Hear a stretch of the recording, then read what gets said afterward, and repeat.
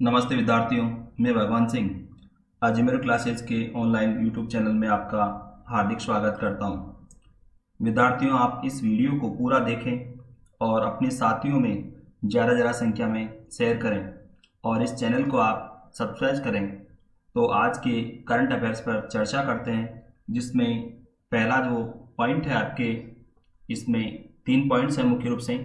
जिसमें पहला, एक राष्ट्र एक राशन कार्ड योजना, और दूसरा है पलामू में माओवादी अटैक, और तीसरा है सिंधु जल समझौता। तो विद्यार्थियों, आप पहला क्वेश्चन देखिए। इसमें पाकिस्तान ने किस नदी के जल प्रवाह में कमी का भारत पर आरोप लगाया है? तो राइट आंसर है चिनाब नदी। पाकिस्तान ने यह कहते हुए आरोप लगाया है कि भारत चिनाब नदी के पानी का उपयोग कर रहा है, इसीलिए इसके जल प्रवाह में कमी आई है। परंतु भारत ने उसके इस आरोप को गलत साबित किया है। विद्यार्थियों, आपको मैं बताऊं इसमें कि भारत और पाकिस्तान के बीच सिंधु जल समझौता हुआ था विश्व बैंक के माध्यम से 19 सितंबर 1960 को, और इस सिंधु जल समझौते पर भारत के प्रधानमंत्री जवाहरलाल नेहरू और पाकिस्तान के राष्ट्रपति अयूब खान ने कराची में हस्ताक्षर किए थे। तो इस समझौते के तहत सिंधु, झेलम और चिनाब, इन 3 नदियों के पानी के उपयोग का अधिकार पाकिस्तान को मिला, और रावी, व्यास, सतलज, इन 3 नदियों के पानी के उपयोग का अधिकार भारत का रहा। और इसे, क्योंकि अभी मैंने आपको बताया कि सिंधु, झेलम और चिनाब, इन 3 नदियों के पानी के उपयोग का अधिकार पाकिस्तान का है, इसीलिए पाकिस्तान जब तक इस तरह के आरोप भारत पर लगाता रहता है। विद्यार्थियों, आपको मालूम होगा, जब भारत ने झेलम और चिनाब नदियों पर जल विद्युत परियोजना स्थापित की थी, दोनों नदियों पर जल विद्युत परियोजना स्थापित जब की थी, उस समय भी पाकिस्तान ने विरोध किया था कि इन नदियों के पानी का उपयोग का अधिकार पाकिस्तान का है, अतः भारत इन नदियों पर जल विद्युत परियोजनाएं स्थापित नहीं कर सकता, और उसने इसकी शिकायत विश्व बैंक में की थी। परंतु विश्व बैंक ने पाकिस्तान की शिकायत को खारिज कर दिया, ये कहते हुए कि भारत के द्वारा यहाँ पर सिंचाई का उपयोग नहीं किया जा रहा है, इन पानी का भारत के द्वारा केवल जल विद्युत उत्पादन किया जा रहा है, इसलिए उसके दावे को खारिज कर दिया गया था। और यहाँ पर आपको विशेष जानकारी के तौर पर मैंने नक्शा दिया है इसमें, तो आप इस नक्शे के माध्यम से इन नदियों के बारे में आप समझिएगा। इसमें देखो, आप नक्शे में पहली नदी जो दे रखी है सिंधु नदी, तो ये सिंधु नदी ये कैलाश पर्वत, तिब्बत, वहाँ से आती है। कैलाश पर्वत पर मानसरोवर झील है, तो मानसरोवर झील के पास से ये नदी निकलती है। मानसरोवर झील से नहीं, मानसरोवर झील के पास से ये नदी निकलती है, और ये जो है भारत के लद्दाख में बहती हुई पाकिस्तान में पहुंचती है, और पाकिस्तान से फिर ये अरब सागर में गिरती है। ये पाकिस्तान की सबसे बड़ी नदी है सिंधु। इसके बाद दूसरी जो नदी आपके नक्शे में दे रखी है, तो वो झेलम, और ये झेलम नदी शेषनाग झील, जम्मू कश्मीर, वहाँ से निकलती है, और ये नदी पाकिस्तान के पंजाब में चिनाब नदी मिलती है। इसके बाद दूसरी नदी जो आपके दे रखी इसमें, वो है चिनाब नदी। तो चिनाब नदी हिमाचल प्रदेश में शिवालिक की पहाड़ियों से निकलती है, और ये हिमाचल प्रदेश से जम्मू कश्मीर बहती हुई पाकिस्तान के पंजाब में रावी नदी में मिलती है।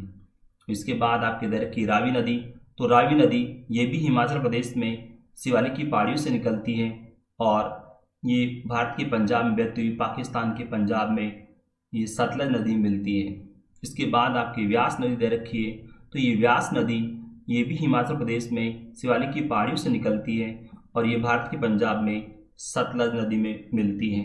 फिर इसके बाद आपकी नदी दे रखी है सतलज, तो सतलज नदी ये कैलाश पर्वत से निकलती है। वहाँ एक झील है जिसका नाम है रावण हृद झील, इसी को ही बोलते हैं राक्षस ताल झील। तो वहाँ इस झील से नदी ये निकलती है, और ये नदी भारत के हिमाचल प्रदेश, पंजाब में बहती हुई ये पाकिस्तान में पहुंचती है और सिंधु नदी मिलती है। ये सतलज नदी भारत के पंजाब की सबसे बड़ी नदी है। तो विद्यार्थियों, मैंने आपको इसके बारे में अतिरिक्त जानकारी दी। इस नक्शे के माध्यम से आप इन नदियों को जो है आप समझना। जो ये 6 नदियां हैं, 3 पाकिस्तान के अधिकार वाली जो दी गई है और 3 ये भारत की, यानी कि सिंधु, झेलम, चिनाब, रावी, व्यास और सतलज। तो अगला क्वेश्चन आप देखिए, किस तारीख से केंद्र सरकार 20 राज्यों व केंद्र शासित प्रदेशों में महत्वाकांक्षी राशन कार्ड पोर्टेबिलिटी सेवा एक राष्ट्र एक राशन कार्ड को अमल में लाने की तैयारी में है? तो राइट आंसर है 1 जून, यानी कि 1 जून 2020 से इस योजना को लागू किया जाएगा। तो आप इसमें जो संख्या दे रखी है 20 राज्यों केंद्र प्रदेश, यहाँ पर इसको लागू किया जा रहा है और बाद में फिर इसको पूरे देश में लागू कर दिया जाएगा। इस जो है योजना के बारे में मैं आपको बताऊं कि इसके तहत राष्ट्रीय खाद्य सुरक्षा कानून के पात्र लाभार्थी एक ही राशन कार्ड का उपयोग कर देश में कहीं भी किसी भी उचित मूल्य की दुकान से अपने हिस्से का खाद्यान्न ले सकेंगे। और इस योजना को प्रभावी ढंग से लागू करने के लिए राशन कार्ड के साथ आधार विवरण को संबद्ध किया जाएगा और उचित मूल्य की दुकानों पर पॉइंट ऑफ सेल मशीन स्थापित की जाएगी। तो और इससे के बारे में एक और, क्योंकि आपको पता है खाद्य मंत्री हैं इस समय, वो है रामविलास पासवान। तो अगला क्वेश्चन आप देखिए,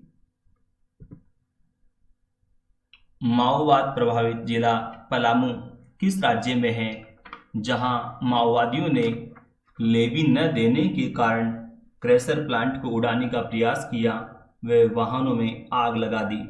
तो राइट आंसर है झारखंड।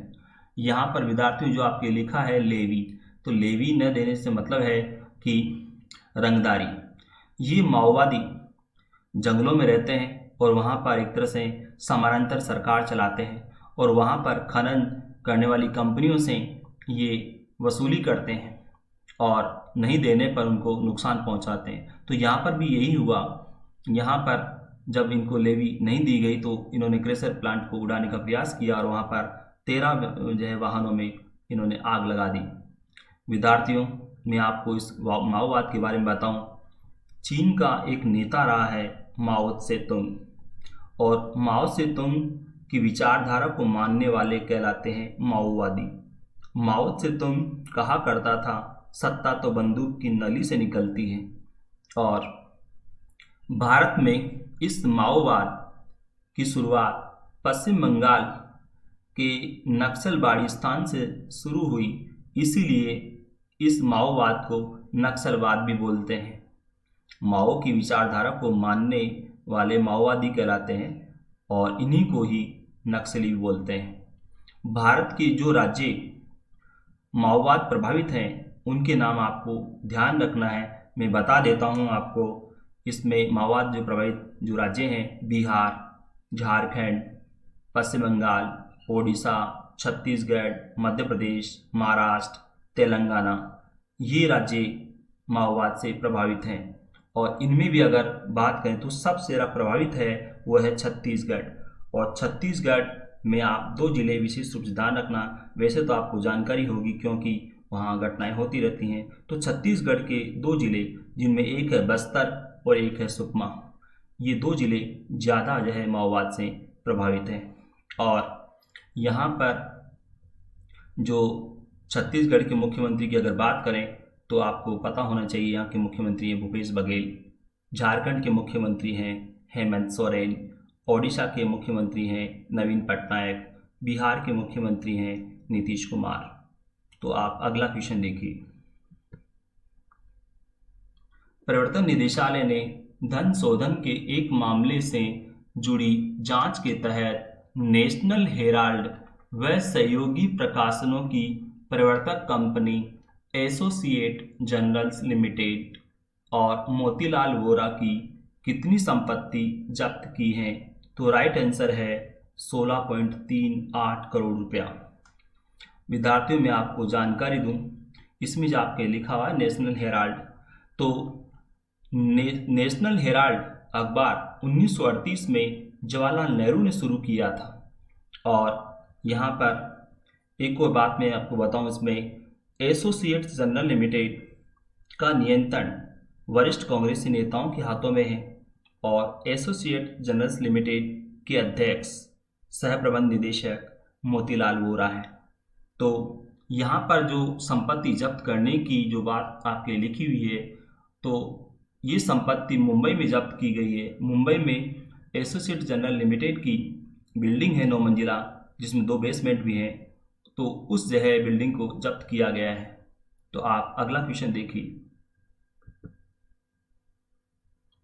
किस कंपनी के 3 प्रमोटर भारतीय स्टेट बैंक की अगुवाई वाले 6 बैंकों के कंसोर्टियम के साथ 411 करोड़ रुपए की कर्ज की धोखाधड़ी करने के बाद भारत से फरार हो गए?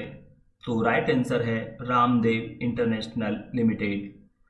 और विद्यार्थियों, ये कंपनी बासमती चावल का निर्यात पश्चिमी एशियाई देश यानी कि अरब कंट्रीज और यूरोपीय देशों में ये निर्यात करती है कंपनी।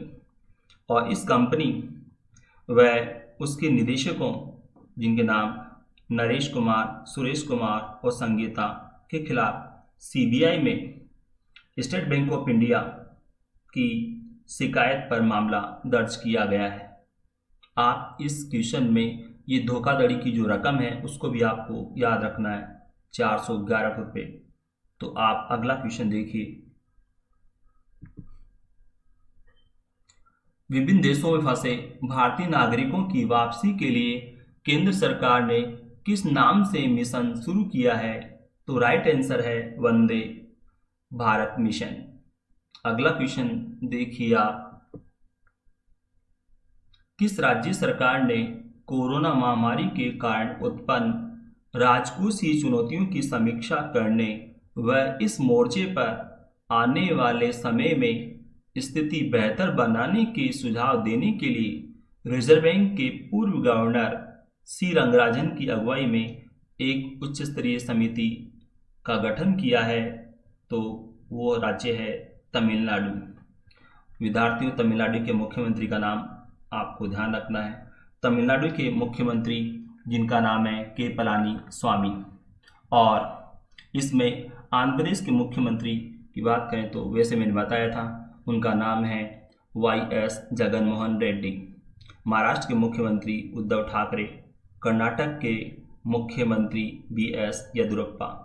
मैं इन मुख्यमंत्रियों के नाम, राज्यपालों के नाम इसलिए बताता हूं क्योंकि इनके एग्ज़ाम में क्वेश्चन आपसे पूछे जाते हैं और मैं यहाँ पर इनको रिपीट कर देता हूँ ताकि आपको ये क्वेश्चन याद होते रहे। तो आप अगला क्वेश्चन देखिए, चीनी का सबसे बड़ा उत्पादक राज्य कौन सा है? तो राइट आंसर है महाराष्ट्र। और यहाँ पर आपको पता होना चाहिए चीनी उत्पादन में महाराष्ट्र है, परंतु गन्ना उत्पादन की बात करें तो सबसे ज़्यादा गन्ना उत्पादन होता है उत्तर प्रदेश में। उत्तर प्रदेश के बाद नंबर 2 पर आता है महाराष्ट्र। और परंतु उत्तर प्रदेश में चीनी का उपयोग जो है गुड़ बनाने में ज़्यादा किया जाता है और महाराष्ट्र में इस गन्ने का उपयोग चीनी बनाने में किया जाता है। यूपी में गुड़ बनाने में और महाराष्ट्र में चीनी बनाने में इसका उपयोग किया जाता है। तो चीनी उत्पादन में महाराष्ट्र है, गुड़ उत्पादन में नंबर 1 यूपी है। और यहाँ पर देखिएगा, इसमें एक और बात मैं आपको बताऊं कि 2019 में महाराष्ट्र में सूखा पड़ा था, यानी अकाल के हालात बने थे और फिर बाद में बाढ़ की जगह के कारण यहाँ गन्ना किसानों को काफ़ी नुकसान उठाना पड़ा था। तो इसी वजह से यहाँ पर 30 से 40% गन्ने का उत्पादन कम हुआ और इसकी वजह से यहाँ पर ये चीनी मिलें जल्दी बंद हो गई और अब बाद में ये कोरोना महामारी के कारण यहाँ पर किसानों पर फिर से संकट आ गया है और इसी वजह से यहाँ महाराष्ट्र के गन्ना किसानों को जो है लगभग इस 1.5 महीने के दौरान 3 से 4 हज़ार करोड़ रुपये तक का नुकसान हो चुका है। और यहाँ महाराष्ट्र में जो है जो चीनी मिलें हैं वो सबसे ज़्यादा है भारत में, 245 यहाँ पर चीनी मिलें हैं। और गन्ने का उत्पादन ज़्यादा महाराष्ट्र के उत्तरी और पश्चिमी महाराष्ट्र वाले क्षेत्र में ज़्यादा होता है, इसलिए चीनी मिलें वहाँ पर ज़्यादा हैं। इसमें आपके यूपी की अगर बात करूं तो एक और क्वेश्चन आपको मालूम होना चाहिए कि उत्तर प्रदेश में गेहूं का उत्पादन भी सबसे ज़्यादा होता है। गेहूं का उत्पादन सबसे ज़्यादा होता है गन्ने के साथ साथ इसमें गेहूं का। और पंजाब की बात करें तो पंजाब में गेहूं का प्रति हेक्टेयर उत्पादन सबसे ज़्यादा होता है। तो इसके बाद आप अगला क्वेश्चन देखिए, किस देश की पार्लियामेंट में स्वास्थ्य सेवाओं की जरूरतों को पूरा करने के लिए विदेशी नर्सों व डॉक्टरों को ग्रीन कार्ड देने या स्थानीय कानूनी निवास का दर्जा देने वाला विधेयक पेश किया गया है? तो वो है यूएसए, यानी कि यूनाइटेड स्टेट ऑफ अमेरिका, संयुक्त राज्य अमेरिका जिसको हम बोले। तो यहाँ पर आपको मैंने पहले भी इस बारे में जानकारी दी थी कि संयुक्त राज्य अमेरिका जहाँ की पार्लियामेंट का नाम कांग्रेस है, तो यहाँ पर ये विधेयक पेश किया गया है।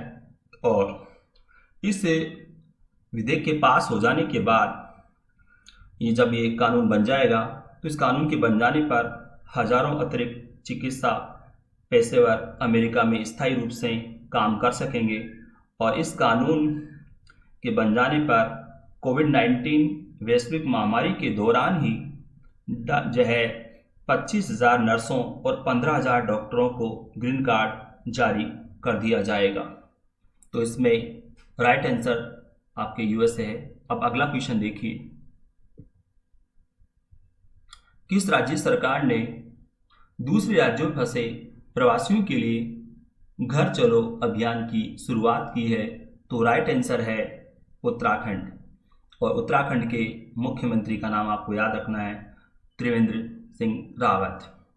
और जैसा कि अन्य राज्यों के मुख्यमंत्रियों के नाम आप जानते हो इसमें दे रखा है, जो यूपी तो यूपी के मुख्यमंत्री योगी आदित्यनाथ, पंजाब के मुख्यमंत्री कैप्टन अमरिंदर सिंह, मध्य प्रदेश के मुख्यमंत्री शिवराज सिंह चौहान हैं। तो बच्चों अगला क्वेश्चन देखिए आप, ऑनलाइन नेशंस कप शतरंज टूर्नामेंट में किन खिलाड़ियों ने भारत को शेष विश्व के खिलाफ पहली जीत दिलाई? तो राइट आंसर है विश्वनाथन आनंद व पी हरिकृष्ण।